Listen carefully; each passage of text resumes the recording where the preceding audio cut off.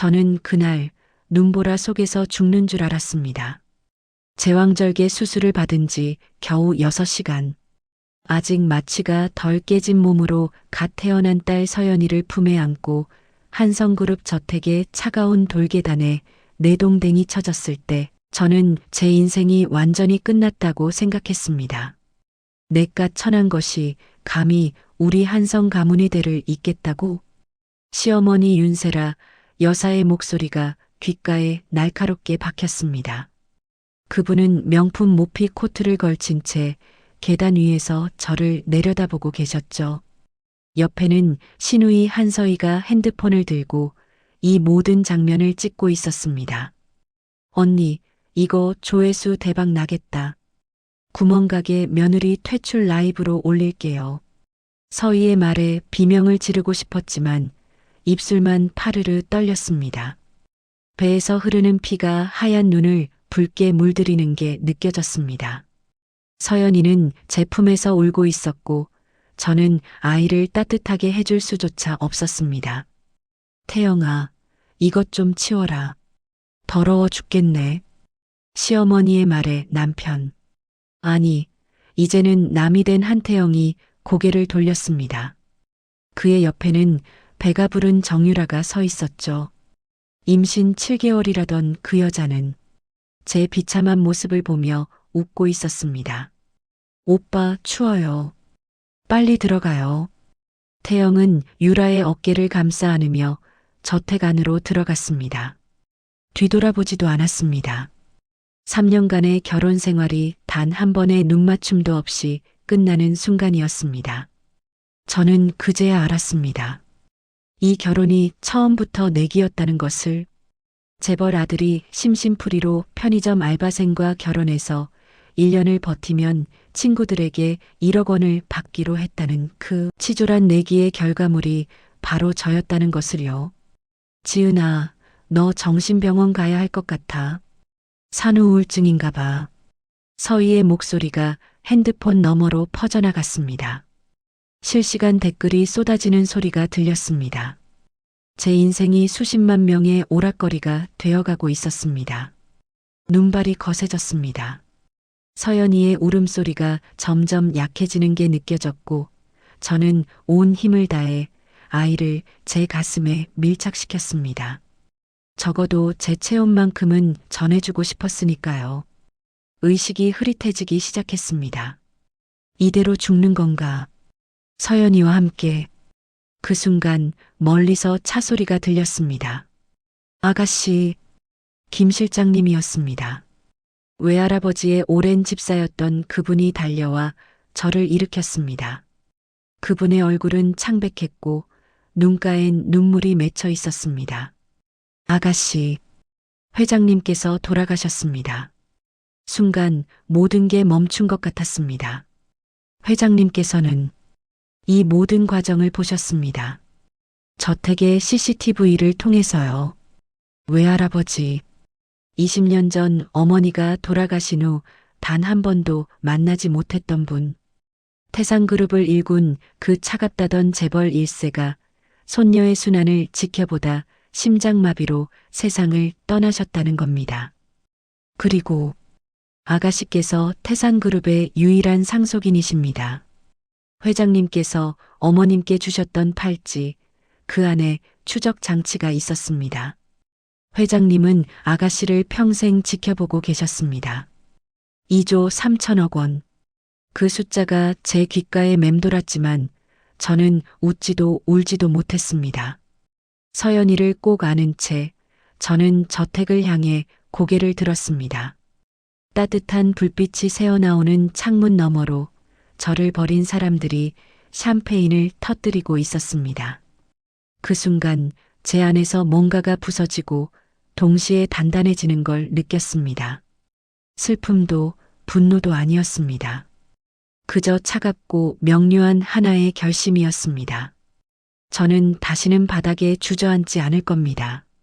저를 짓밟은 사람들이 제가 일어서는 순간 얼마나 높은 곳에서 떨어지게 될지 깨닫게 만들어줄 겁니다.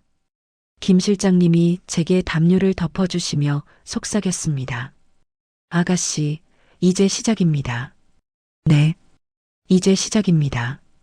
오지은이라는 이름으로가 아니라 태상그룹 상속녀로서의 제 인생이요. 8주 만에 저는 완전히 다른 사람이 되었습니다. 거울 속의 제 모습이 낯설었습니다. 단정하게 자른 단발머리, 날카로운 눈매를 살린 메이크업, 맞춤 제작한 네이비 수트. 편의점 알바생 오지은은 사라지고 태상그룹 상속녀 오지은이 그 자리에 서 있었습니다. 아가씨, 오늘 첫 이사회입니다. 김 실장님이 서류 뭉치를 건넸습니다. 태상그룹 계열사 현황, 주요 투자처, 그리고 한성그룹의 부실 채권 목록. 제 손가락이 그 페이지에서 멈췄습니다. 한성그룹의 부채 규모가 생각보다 심각하군요. 그렇습니다. 특히 작년 해외 사업 실패로 인한 손실이 컸습니다. 현재 여러 금융기관에서 채권을 회수하려 하고 있습니다. 저는 천천히 고개를 끄덕였습니다. 복수는 감정이 아니라 전략이어야 한다고 지난 8주간 배웠습니다. 외할아버지께서 남기신 제국을 지키는 법과 함께요. 그 채권들을 사들이세요. 조용히 그리고 완벽하게. 김 실장님이 희미하게 미소 지었습니다. 명심하겠습니다. 서연이는 태상그룹 본사 건물 최상층에 마련된 특별 보육실에서 잘 자라고 있었습니다. 24시간 전문 의료진이 돌보는 그곳에서 아이는 건강하게 웃고 있었습니다. 제가 지켜주지 못했던 그 눈보라의 밤과는 달리 엄마가 꼭 지켜줄게. 아이의 볼에 입맞춤을 하고 저는 회의실로 향했습니다. 첫 번째 표적은 한서희였습니다. 실장님, 서희 씨가 소속된 MCN 회사 인수 가능한가요? 이미 접촉했습니다. 자금난으로 매각 의사가 있다고 합니다. 좋아요. 인수하세요. 2주 후 한서희의 SNS는 폭풍에 휩싸였습니다. 과거 자선행사에서 기부금을 횡령했다는 제보, 성형 전후 사진 유출, 그리고 가짜 명품 착용 논란까지 모두 제가 준비한 자료들이었습니다. 엄마, 내가 뭘 잘못했어? 왜 갑자기 이러는 거야? 핸드폰 너머로 들리는 서희의 울음소리를 윤세라는 차갑게 끊어버렸습니다. 시끄러워. 지금 그게 중요한 게 아니야. 한성그룹 계약건이 더 급하단 말이야. 역시 그 여자는 딸보다 돈이 먼저였습니다. 저는 그 통화 녹음 파일을 저장하며 미소 지었습니다. 다음은 정유라였습니다. 실장님, 유라 씨 신상에 대한 조사 결과가 나왔나요? 네. 충격적입니다. 본명은 박미선, 미국과 한국을 오가며 재벌가를 상대로 임신 사기를 쳐온 전문 사기꾼입니다. 이미 3건의 전과가 있습니다. 증거 자료를 경찰에 제출하세요. 익명으로. 3일 후 정유라는 사기 및 문서 위조 혐의로 체포되었습니다. 그리고 그녀의 임신이 가짜였다는 사실이 밝혀지는 순간 한태영의 세계가 무너졌습니다. 이 미친년아, 날 속였어? 3년 동안? 오빠가 먼저 날 이용한 거잖아. 그 천한 마누라 내쫓으려고. 한태영과 정유라의 싸움은 언론에 그대로 노출되었습니다. 제가 흘린 정보 덕분에요. 하지만 한성 일가는 마지막 발악을 준비하고 있었습니다. 오지은 씨 양육권 임시 이전 명령서입니다. 변호사가 건넨 서류를 보는 순간 제 손이 떨렸습니다.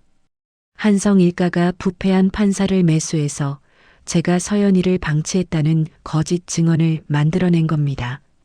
산후우울증으로 인한 양육 불능 상태. 이게 말이 됩니까?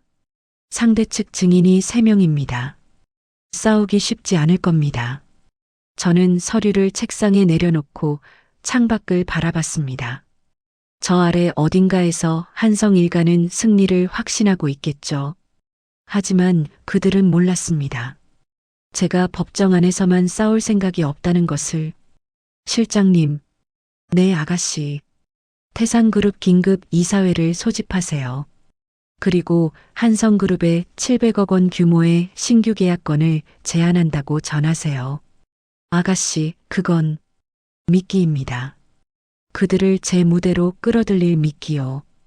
김 실장님이 잠시 침묵하다가 고개를 숙였습니다. 알겠습니다. 준비하겠습니다. 저는 다시 한번 거울을 봤습니다. 이제 제 눈빛에는 두려움이 없었습니다. 오직 차갑고 명확한 목표만이 있을 뿐이었습니다. 한성 일가가 제 딸을 건드린 순간 그들의 운명은 결정되었습니다. 이제 그들은 제가 설계한 무대에 올라 스스로 몰락하는 모습을 전 세계에 보여주게 될 겁니다. 복수는 뜨겁게 시작하는 게 아닙니다. 차갑게 완벽하게 끝내는 겁니다. 회의실 문이 열리는 순간 저는 그들의 얼굴이 하얗게 질리는 걸 봤습니다. 태산그룹 본사 60층 이사회 회의실, 윤세라, 한태영, 한서희, 그리고 한성그룹 이사진이 들어섰습니다. 700억 원 계약에 대한 기대로 들뜬 표정들이었죠. 하지만 회의 테이블 상석에 앉아 있는 사람이 누군지 확인하는 순간 그 표정들이 일그러졌습니다. 어서 오세요, 한성 일가 여러분. 저는 천천히 일어나 그들을 맞이했습니다. 윤세라의 입이 떡 벌어졌고 한태영은 뒤로 비틀거렸습니다. 지은이? 아니요. 오지은입니다. 태산그룹 회장 오지은. 서희가 핸드폰을 꺼내려다 멈췄습니다. 회의실 입구에 보안 요원들이 서 있었거든요. 앉으시죠. 오늘은 특별한 날이니까요. 윤세라가 가까스로 정신을 차리고 날카롭게 물었습니다. 무슨 장난이야? 태산그룹이 내 거라고? 설마가 아니라 사실입니다. 제 외할아버지께서 5년 전 돌아가시면서 전 재산을 제게 상속하셨죠. 어머니께 주셨던 팔찌 덕분에요. 기억하시나요? 여러분이 저를 눈 속에 내던졌던 그날 밤을.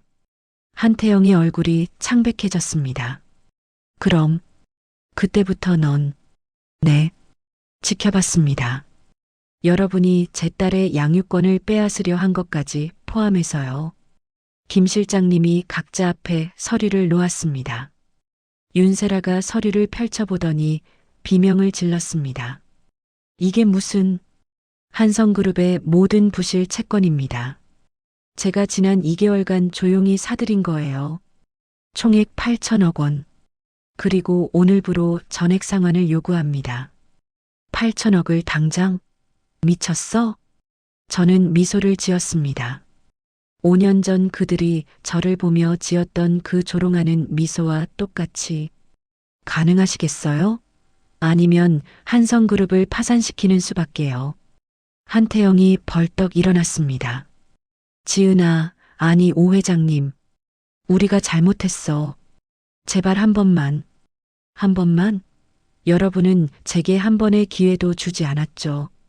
제왕절개 수술을 받고 겨우 6시간 만에 눈보라 속에 내던지면서 윤세라가 떨리는 목소리로 말했습니다. 돈은 시간을 주면 마련할 수 있어. 제발. 그리고 한 가지 더 있습니다. 저는 리모컨을 눌렀습니다. 대형 스크린에 영상들이 떠올랐습니다. 한태영의 횡령 증거, 윤세라의 탈세 자료, 그리고 5년 전 저를 폭행했던 CCTV 영상까지. 이 모든 자료는 이미 검찰과 국세청에 제출되었습니다. FBI에도 전달했고요. 한태영 씨의 해외 비자금 계좌 덕분에. 이 미친년이. 윤세라가 달려들려는 순간 보안 요원들이 가로막았습니다. 조심하세요, 윤 여사. 폭행은 또 다른 범죄니까요. 그때 서희가 떨리는 목소리로 물었습니다. 언니, 왜 이러는 거예요? 우리가 그렇게까지 미워요? 저는 서희를 똑바로 바라봤습니다. 미움이 아니에요, 서희 씨. 이건 정의예요. 여러분은 제 인생을 오락거리로 만들었죠. 그래서 저도 여러분의 몰락을 세상에 보여주기로 했어요. 무슨 소리야? 여러분이 방금 서명한 서류 말이에요. 비밀유지 협약서라고 하셨죠? 그 안에 작은 조항이 하나 있었어요. 모든 회의 내용과 영상 기록의 미디어 공개에 동의한다는 조항이요. 순간 회의실이 정적에 휩싸였습니다. 지금 이 순간 이 회의는 실시간으로 전 세계에 송출되고 있습니다. 현재 시청자 수는 480만 명이네요. 안 돼. 한태영이 비명을 지르며 카메라를 찾았지만 천장에 숨겨진 초소형 카메라는 찾을 수 없었습니다. 5년 전 서희 씨가 저를 구멍가게 며느리 퇴출 라이브로 방송했을 때 기억나세요? 오늘은 제 차례예요. 재벌 일가 몰락 라이브랄까요? 윤세라가 쓰러지듯 의자에 주저앉았습니다. 그녀의 얼굴에서 모든 오만함이 사라졌습니다. 제발, 제발, 늦었어요, 윤 여사.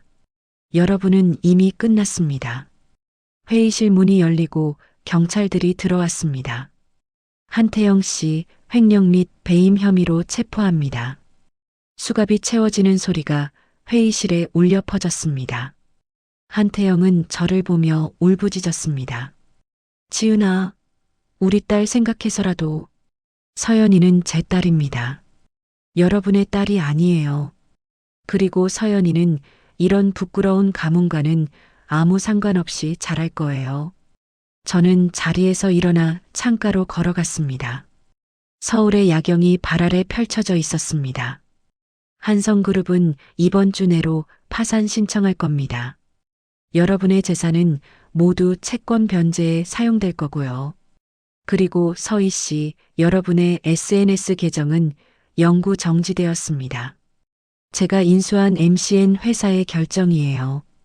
뒤에서 울음소리와 비명이 들렸지만 저는 돌아보지 않았습니다. 김 실장님, 서연이 데려와 주세요. 잠시 후 김 실장님이 서연이를 안고 들어왔습니다. 저는 아이를 품에 안았습니다. 따뜻하고 소중한 제 딸. 미안해, 서연아. 엄마가 늦었지? 아이는 제 품에서 평화롭게 잠들어 있었습니다. 석 달 후 한성 일가는 모두 실형을 선고받았습니다. 한태영은 징역 7년, 윤세라는 징역 5년, 서희는 방조제로 징역 2년이었습니다. 저는 복수를 끝낸 후 태산재단을 설립했습니다. 가정폭력과 학대 피해자들을 돕는 재단이었죠. 제가 겪었던 그 지옥을 다른 사람은 겪지 않기를 바라는 마음으로 어느 봄날 서연이와 함께 재단 사무실 옥상 정원을 거닐었습니다. 아이는 이제 5살이 되어 제 손을 잡고 밝게 웃었습니다. 엄마, 저기 나비. 그래, 예쁘지? 저는 하늘을 올려다봤습니다. 그날의 눈보라는 이제 따뜻한 봄바람이 되어 있었습니다. 복수는 끝났지만 제 인생은 이제 시작이었습니다. 미움이 아닌 사랑으로, 증오가 아닌 정의로 세상을 바꾸는 진짜 여왕으로서의 삶 말이죠. 영상이 마음에 드셨다면 구독, 좋아요는 큰 힘이 됩니다. 감사합니다.